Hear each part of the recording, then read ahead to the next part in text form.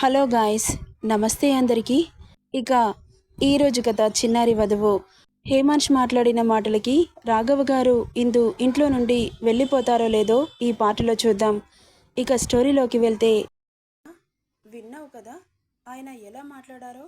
బలవంతంగా పెళ్లి చేస్తే ఇద్దరి జీవితాలు నాశనం అవుతాయి.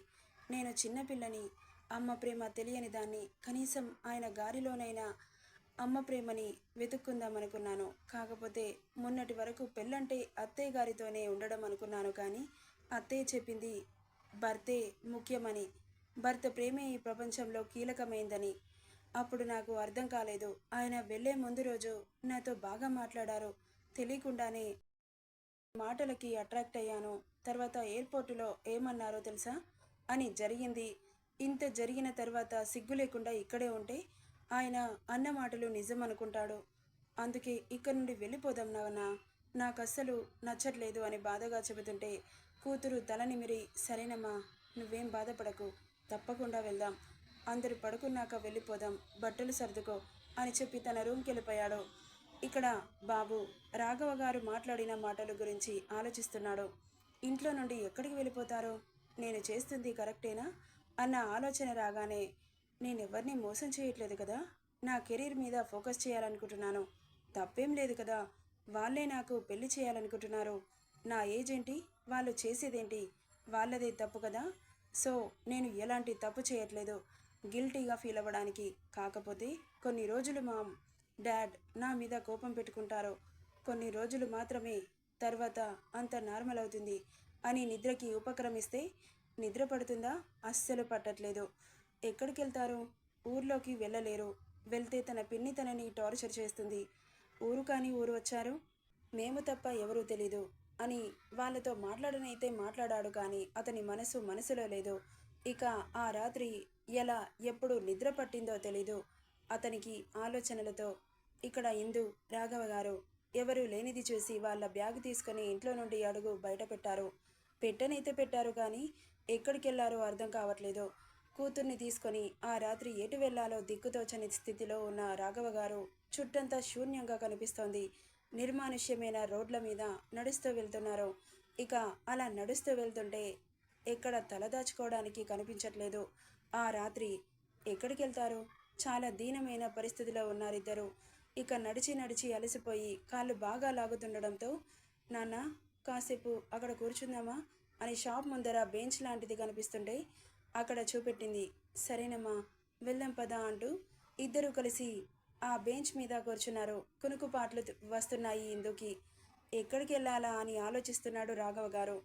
ఏమైంది నాన్న, ఏం ఆలోచిస్తున్నావు? ఊరు కానీ ఊరొచ్చాం, ఎక్కడికి వెళ్ళాలో అర్థం కావట్లేదు. తెలిసిన వాళ్ళంటే రఘురాం తప్ప ఎవరూ తెలీదు అంటుంటే బాధగా చూసింది. నిన్ను ఇబ్బంది పెడుతున్నానా నాన్న? లేదమ్మా, నేనే నిన్ను బాధపడుతున్నాను. పెళ్లి చేస్తే అన్నీ సర్దుమణుగుతాయి అనుకున్నాను, కానీ ఇలా జరుగుతుందనుకోలేదు. సర్లే, ఇక్కడే కాసేపు పడుకొని తెల్లారాక అనాథాశ్రమానికి వెళ్దాం, అక్కడ ఉండి ఏదైనా పని చేసుకుంటాను, ఎక్కడైనా పని దొరికితే ఇక్కడ ఒక రూమ్ తీసుకొని ఉందామంటుంటే సరేనన్నా అనింది. ఇక ఆ రాత్రి ఆ నిర్మానుష్యమైన ప్లేస్లోనే బెంచ్ మీద ఇద్దరు పడుకున్నారు.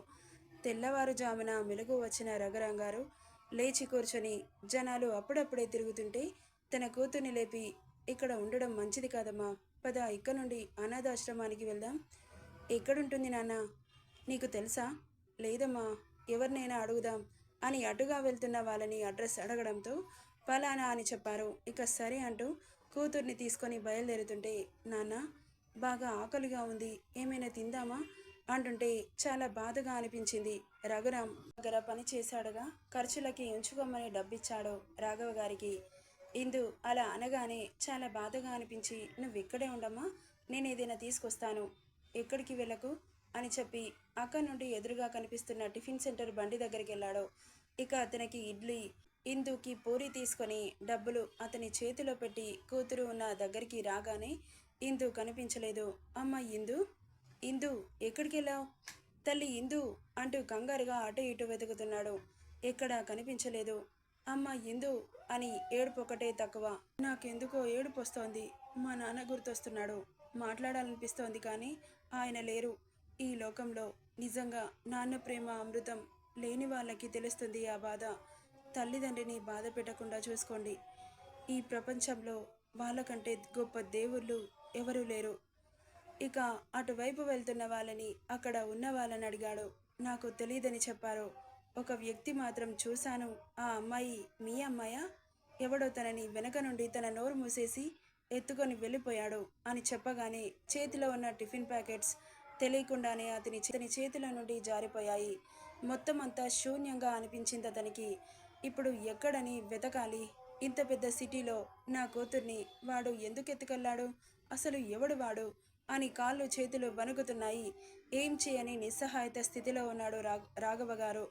ఇక్కడ శైలజ యథావిధిగా నిద్రలేచి తన రూమ్ నుండి బయటకొచ్చింది. రోజులాగే కిచెన్లోకి వెళ్ళి బ్రేక్ఫాస్ట్ కుక్ చేస్తూ ఉంది. ఈరోజు ఈ పిల్ల నిద్ర లేవలేదా ఏంటి? పొద్దున్నే లేచేది కదా అనుకుంటూ ఇడ్లీ కుక్కర్ పొయ్యి మీద పెట్టి ఇందు కోసం రూమ్కి వచ్చింది. ఖాళీ రూమ్ తనని వెక్కిరించడంతో వాష్రూమ్లో ఉందా అనుకుంటూ వెళ్ళిన తనకి ఖాళీగా దర్శనమిచ్చింది. ఇందు అని కంగారుగా పిలుస్తూ బయటకొచ్చింది. పలకలేదు. మళ్ళీ పిలిచింది. అయినా కానీ నో యూజ్. నేహ రూమ్కి వెళ్ళి నేహని లేపి అడిగింది. ఏమో మమ్మీ, నాకు తెలీదు అనింది. అన్నయ్య రూమ్లోగానే ఉందా అంటూ రాఘవ గారి రూమ్కెళ్ళి డోర్ తట్టింది. ఆ రూమ్ కూడా ఖాళీగా కనిపించడంతో ఆమె అనుకున్న అనుమానం నిజమై వెంటనే ఏవండి అంటూ గట్టిగా అరిచింది. ఆమె అరుపుకి గబుక్కున లేచి ఏమైంది శైలు అంటూ కంగారుగా బయటకొచ్చాడు. ఇంట్లో అన్నయ్య ఇందు ఇద్దరూ కనిపించట్లేదు, ఎక్కడికి వెళ్ళారో తెలియట్లేదు అని చెబుతుంటే ఒక్కసారిగా షాక్ కొట్టినట్లు అనిపించింది అతనికి. నువ్వేం మాట్లాడుతున్నావు? అవునండి, అన్నయ్య గారు ఇందు ఇద్దరూ కనిపించట్లేదు. సరిగ్గా చూసావా? చూసి మీ రూమ్కి వచ్చాను అనగానే అక్కడి నుండి గబుక్కున లేచి మార్నింగ్ రొటీన్ ఫినిష్ చేసుకొని నేను ఎక్కడికి వెళ్ళారు వెతుకుతాను, కంగారు పడకు అని చెబుతుంటే నేను వస్తానండి అంటూ భర్తతోనే తను కూడా కదిలింది. ఇక ఇద్దరు అక్కడి నుండి బయలుదేరారు. అసలు ఎక్కడికి వెళ్ళారు? ఏమైంది? ఇంట్లో నుండి చెప్పకుండా వెళ్ళాల్సిన అంత బాధ ఏం వచ్చింది అనుకుంటూనే డ్రైవ్ చేస్తూ ఉన్న రఘురాంగారికి దూరంగా రాఘవ కనిపించాడు. ఒక్కసారిగా కళ్ళు మెరిశాయి ఇద్దరికి. వెళ్ళి అతని ముందు కారు ఆపాడు. వెంటనే కారు దిగి రేయ్ రాఘవ, ఏమైందిరా? ఇంట్లో నుండి ఎందుకు వెళ్ళిపోయారు అని అడుగుతుంటే రఘు అంటూ అతని హత్తుకొని గట్టిగా ఏడ్చేశాడు రాఘవ గారు. ఏం జరిగిందో అర్థం కాక కంగారుగా ఏమైందిరా, ఎందుకు ఏడుస్తున్నావు అని అడుగుతుంటే ఇక జరిగింది చెప్పాడు. అతని మాటలకి ఇద్దరు ఒక్కసారిగా షాక్ కొట్టినట్లు అనిపిస్తుంటే ఏం మాట్లాడుతున్నావురా, ఇందుని ఎవరెత్తుకెళ్లారు అని టెన్షన్గా అడిగారు. ఏమోరా, అదే అర్థం కావట్లేదు. ఆకలిగా ఉంది నాన్న అంటే ఇడ్లీ తీసుకురావడానికి వెళ్ళాను, ఇలా జరుగుతుందనుకోలేదు అని చెబుతుంటే అసలు ఇంట్లో నుండి ఎందుకెళ్ళి చచ్చావురా? తనంటే చిన్నపిల్ల, తన మాటలు పట్టుకొని నువ్వు ఇంత సిల్లీగా బిహేవ్ చేయడం ఏంటి? ఊరు కాని ఊరొచ్చి తీసుకొని ఎక్కడికి వెళ్ళిపోతామని పెద్ద పుడింగులాగా బయలుదేరావు. ఇప్పుడు చూడు ఏం జరిగిందో అని రాఘవ గారి మీదకి అరుస్తుంటే బాధగా ఏడుస్తున్నాడా కానీ మాట్లాడలేదు. సరే, నువ్వు టెన్షన్ పడకు. ఇలా బాధపడితే దొరుకుతుందా? నేను నా ఇన్ఫ్లుయెన్స్ యూజ్ చేసి ఎలాగైనా ఇందుని కాపాడుకుంటాను. అయినా హేమంష్ అలా మాట్లాడా? వాడి మనసులో అంత కుట్రుందని నాకు తెలీదు. లేకపోతే వాడిని యుఎస్ పంపించేవాడినే కాదు. ఎలా రప్పించాలో నాకు బాగా తెలుసు. నువ్వు బాధపడకు, పద ఇంటికెళ్దాం. లేదురా, నా కూతురు దొరికే వరకు నేను ఎక్కడికి రాను అంటూ అక్క నుండి వెళ్తుంటే చెయ్యి పట్టుకొని ఆపి ఎక్కడికి వెళ్తావు? పిచ్చివాడిలా మాట్లాడకు. నా కోడలికి ఏం జరగదు, ఏమైనా జరగనిస్తానా? చూస్తూ ఉండు, తొందరలో దొరుకుతుంది అని రాఘవ గారిని కారులో ఎక్కించుకొని ఇంటికి బయలుదేరారు. ఇందు దొరుకుతుందా? ఇందుని ఎవరు కిడ్నాప్ చేశారో నెక్స్ట్ పార్ట్లో చూద్దాం. ఈ స్టోరీ ఎలా ఉందో కామెంట్ చేయండి guys. Thank you for listening.